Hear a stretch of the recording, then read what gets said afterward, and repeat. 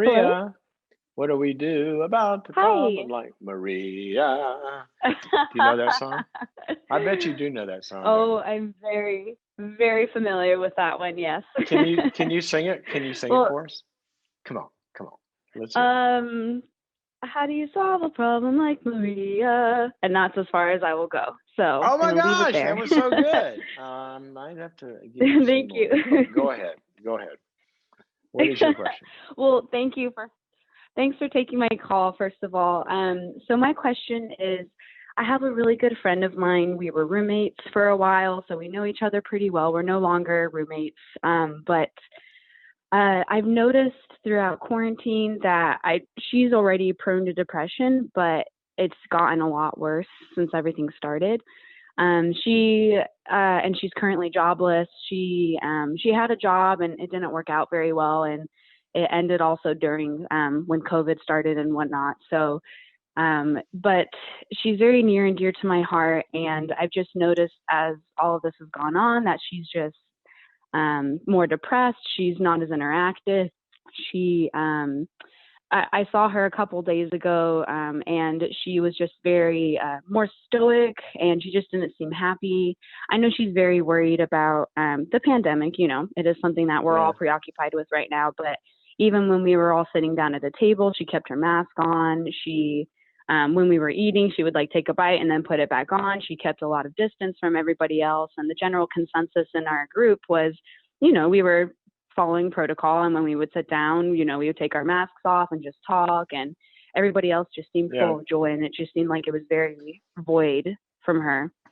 And so the question is, I care for her. I want to help her. And I'm really struggling to figure out how to be the best friend that I can be to her right now. Yeah. Because, Is and she I also, is she there's an aspect of, hmm? Sorry, go ahead. well go finish your sentence. I want to ask you a couple of questions. Okay.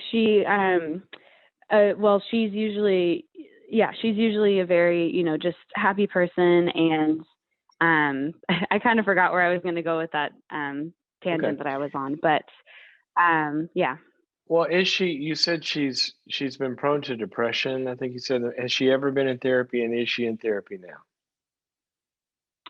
So she has been in therapy, and I don't think it necessarily helped that much. I don't know if it was her therapist or if it was her, but um, but she currently doesn't have health insurance because she's not employed, and or it's too expensive. She hasn't really wanted to invest time in that, and that's also something that her friends and I have been trying to encourage her to do, is to go to So therapy, but I don't think she you sees have been talking the to value in it. her about that. Yeah. Okay. Um, well, God bless you for being concerned about your friend. I wish more people had, their tribe looking out for them like that. It sounds like you've got another couple of cohorts. But you guys have been talking to her directly. Have you said, it seems like over the course of months that as this thing has gone on, it's been hard for all of us, but I'm a little worried about you because you're not as talkative as you normally are. You seem a little more down. Have you addressed it that directly? No, not that directly, no. Okay, well, I probably would, and I would say I totally understand it. In fact, I was listening to this radio show today. They said 78% of the people are feeling like you feel. And so, and try to normalize it for her, but tell her also, I really want to be of help to you. And I would ask her, what's the best way I could be helpful?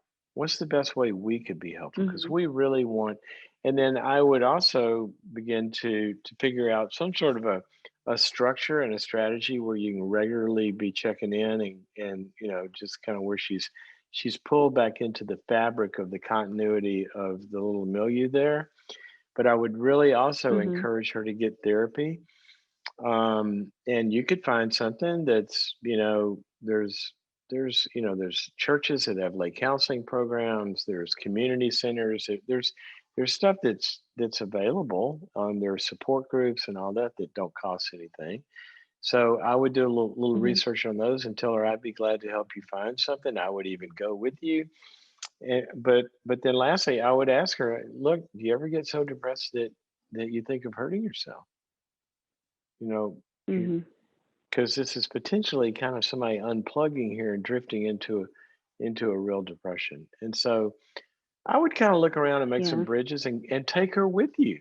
Say, let's go check out this group. I've been wanting to go to one anyway. They got this, this boundaries group at this local church, or they got this, celebrate recovery, or they got this, and invite her with you. That could be a fun thing for both of you. Yeah. But anyway, it's mainly Yeah. it's keeping the it's keeping the contact and keeping eyes on her and make Mhm. sure that she's moving in the right direction. Okay. I guess the hesitancy there is that she, like I said, she like kept a lot of distance between us, and even like going to the place that we all, our friend group went to a few days ago, she drove herself. People insisted we were like, you can drive with us, and she was like, no, no, no, I'll drive myself. So Well, some we're trying people to kind of that's create more of a connection, and it feels, yeah, well, some of that may be. It sounds like some of that may be COVID related for her. yeah, for Like sure. she didn't want to be, and so I wouldn't worry about that as long as you're getting her there. I don't care how she gets there, Okay. and constructing Mhm. ways. What we're looking for here is that at the it's sort of like the line on a boat, or a string on a kite. That when it starts to fray, then it can snap, Mhm. right?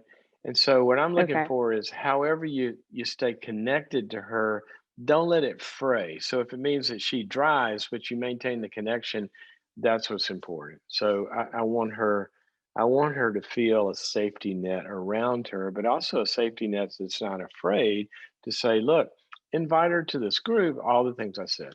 So you are Okay. you're a good friend, Maria, and Thanks, Dr. Cloud. I hope we got your number because I'm gonna call you to come join my support system. So when I start to drift into getting lost, Maria comes and finds me. So thank you, thank you for your call, and thanks for your support of the program. Appreciate that. All you friends out there, listen to Maria. You may have eyeballs on somebody that needs eyeballs on them, and encouragement to get connected and get into some help.